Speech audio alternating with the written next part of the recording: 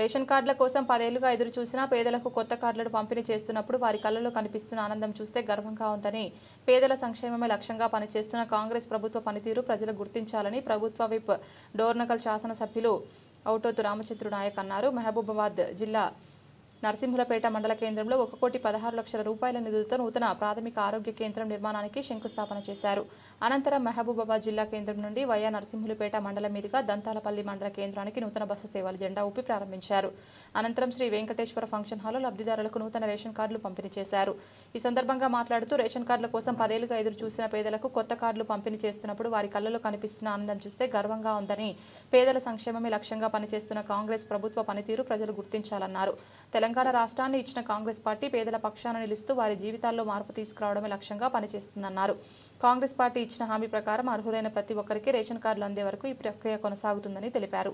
సోదరిమణి ఎదల జ్యోతి తన యొక్క ఉపన్యాసాన్ని మన ప్రభుత్వం చేసినటువంటి కార్యాచరణను ఉద్దేశించి 2 నిమిషాలు ఆమె మాట్లాడుతుంది కాబట్టి అందరూ కూడా సహకరించి ఆ యొక్క ప్రసంగాన్ని అదేవిధంగా ప్రతి నిరుపేద ఇంటికి ప్రతి నిరుపేదకు సొంత ఇంటి కళ నెరవేర్చడం కోసం నియోజకవర్గానికి 3,500 ఇండ్లు మరి మంజూరు కాబట్టాయి.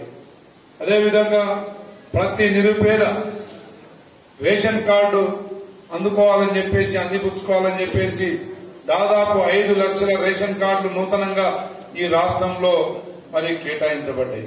మన మహబూబాబాద్ జిల్లాకు ఇప్పుడు ఉన్న 2 లక్షల రేషన్ కార్డులు కాకుండా అదనంగా ఇంకొక 50,000 రేషన్ కార్డులు మరి జిల్లా యావత్తుగా మరి ఇస్తా ఉన్నాం. అదేవిధంగా రేషన్ కార్డు ఉన్న ప్రతి నిరుపేదింటికి మరి ప్రతి వ్యక్తికి 6 కిలోల చొప్పున సన్న బియ్యాన్ని ప్రతి పేదింటి బిడ్డ సన్న బియ్యాన్ని తినే ఒక అదృష్టాన్ని మన ముఖ్యమంత్రి గారు మన రేవంత్ రెడ్డి గారు మరి పేద ప్రజలకు మరి అవకాశం కల్పించారు.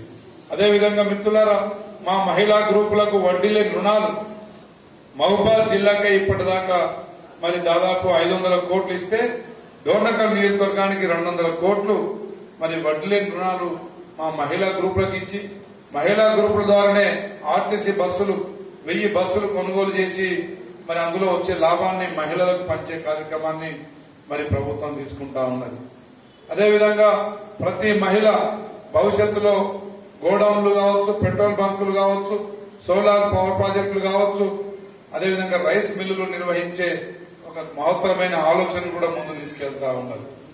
అదేవిధంగా మా ఉద్యోగస్తులకు ప్రతి నెల ప్రతి వారం మొదటి రోజే జీతభత్యాలు వారి అకౌంట్